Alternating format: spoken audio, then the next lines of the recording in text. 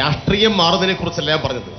സന്ദീപ് വാര്യർ അയാളുടെ രാഷ്ട്രീയവും പ്രത്യയശാസ്ത്രവും ഉപേക്ഷിച്ച് തന്നെയാണോ കോൺഗ്രസിലേക്ക് പ്രവേശിച്ചത് എന്നത് സ്വാഭാവികമായിട്ടും ഇത് കണ്ടു നിൽക്കുന്ന ആളുകൾക്ക് സംശയമുണ്ട്. പറയട്ടെ എന്റെ അവസരമാണല്ലോ. അപ്പൊ സന്ദീപ് വാര്യർ ഉദ്ദേശിക്കുന്നത്, സന്ദീപ് വാര്യർ മുന്നോട്ട് വെക്കുന്ന ഹിന്ദുത്വ പ്രത്യയശാസ്ത്രം അത് കോൺഗ്രസും നല്ലതുപോലെ മുന്നോട്ട് കൊണ്ടുപോകുന്നു എന്ന് സന്ദീപ് വാര്യർക്കും അത് നോക്കി നിൽക്കുന്ന ആളുകൾക്കും മനസ്സിലാവുന്നുണ്ട്. അതുകൊണ്ടാണ് ഞാൻ പറഞ്ഞത്, ശാഖക്ക് കാവൽ നിന്നതിന്റെ മഹാത്മ്യം വിളിച്ചു പറയുന്ന ഒരാളാണ് KPCCയുടെ പ്രസിഡന്റ്. മറ്റൊരു കാര്യം, RSSന്റെ സ്ഥാപക നേതാക്കളിൽ പ്രധാനിയായിരുന്ന ഗോൾവാൾക്കറുടെ ഫോട്ടോവിന് മുന്നിൽ നല്ലതുപോലെ കുനിഞ്ഞു നിന്ന് നല്ലതുപോലെ പ്രാർത്ഥന നടത്തിയിട്ടുള്ള ഒരാൾ ഇവരുടെ പ്രതിപക്ഷ നേതാവാണ്. അപ്പൊ ഇങ്ങനെല്ലാമുള്ള ആളുകൾക്കിടയിലേക്ക് എനിക്ക് എന്തുകൊണ്ട് പോയിക്കൂടാ എന്ന് സന്ദീപ് വാര്യർ ചിന്തിക്കുന്നതിൽ ഒരു പ്രയാസവും അദ്ദേഹത്തിന് ഉണ്ടാവാൻ സാധ്യതയില്ല. അതുകൊണ്ട് ഏതെങ്കിലും ആള് പാർട്ടി മാറുന്നതുമായി ബന്ധപ്പെട്ട കാര്യമല്ല ഇത്. സന്ദീപ് വാര്യർ അദ്ദേഹത്തിന്റെ പ്രത്യയശാസ്ത്രവും അദ്ദേഹത്തിന്റെ ആശയമൊന്നും മാറ്റാതെ തന്നെ കോൺഗ്രസിനകത്ത് നിൽക്കാൻ വേണ്ടി കഴിയുന്ന അന്തരീക്ഷത്തിലേക്ക്, ഒരു രാഷ്ട്രീയ അവസ്ഥയിലേക്ക് കോൺഗ്രസ് പരിണമിച്ചിരിക്കുന്നു. നിങ്ങളുമായി ചർച്ച നടത്തിയപ്പോൾ സന്ദീപെ ഈ ആശയങ്ങളൊക്കെ മാറ്റണം, നിങ്ങൾ മുമ്പ് വിശ്വസിച്ച ആശയങ്ങളൊന്നും ഇനി പറ്റില്ല എന്ന് അങ്ങനെ പറഞ്ഞോ? തീർച്ചയായിട്ടും എല്ലാവരും രാഷ്ട്രീയ പ്രവർത്തനം നടത്തുന്നത് എതിർപ്പാളയത്തിലുള്ള അല്ലെങ്കിൽ ഞങ്ങൾക്കെതിരായി നിൽക്കുന്ന ആളുകളെ കൂടി ഞങ്ങളെ കൂടെ ഭാഗമാക്കാനാണ്. അവിടെ നാളെ നരേന്ദ്രമോദി അദ്ദേഹം RSSനെ തള്ളിപ്പറഞ്ഞുകൊണ്ട് ഇങ്ങോട്ട് വന്നാൽ സ്വീകരിക്കും എന്ന് തന്നെയാണ് ഞങ്ങളുടെ നിലപാട്.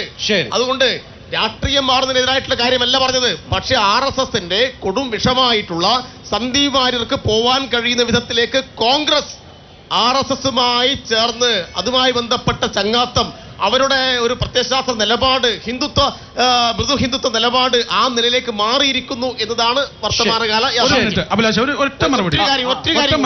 അത് മാത്രമല്ല, ഒറ്റ കാര്യം കൂടി, STP എന്ന് പറയുന്ന മതതീവ്രവാദ സംഘടന കോൺഗ്രസിന് അനുകൂലമായി നോട്ടീസ് അടിച്ച് ആരാധനാലയങ്ങളിലാണ്.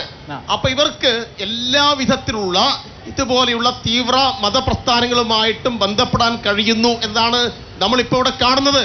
അതുകൊണ്ട് 23-ാം തീയതി ഇവിടെ RSSന്റെയും അതുപോലെ തന്നെ STPയുടെയും പതാക വിജയാഹ്ലാദത്തിൽ പാറാതിരിക്കണമെങ്കിൽ ഇടതുപക്ഷം തന്നെ ഇവിടെ വിജയിക്കേണ്ടതുണ്ട്.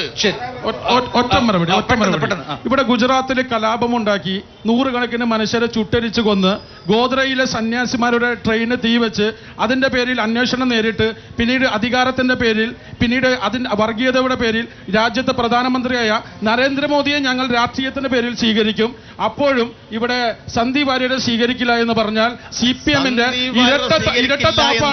അത് ഇരട്ടത്താപ്പാണ്. നിങ്ങളിടുമ്പോ ബെർമൂഡ, വള്ളിക്കളസം നിൽക്കുന്ന ആളായി മാറി. RSS ഏത് കോൺഗ്രസ് ഏത് തിരിച്ചറിയാൻ കഴിയാത്ത വിധത്തിൽ വലിയ കൺഫ്യൂഷൻ ഇവിടെ ഉണ്ടാകുന്നു.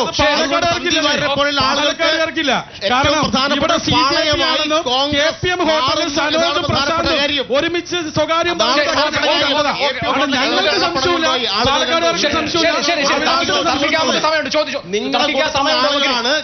ഹോട്ടലിൽ നിങ്ങളെ ആളുകൾ പണം കൊണ്ടുവന്നത് എന്ന് ഞങ്ങൾ പറഞ്ഞു തന്നത്. ചോർന്നതുപോലെ തന്നെ ഒരു റൗണ്ട് കഴിയട്ടെ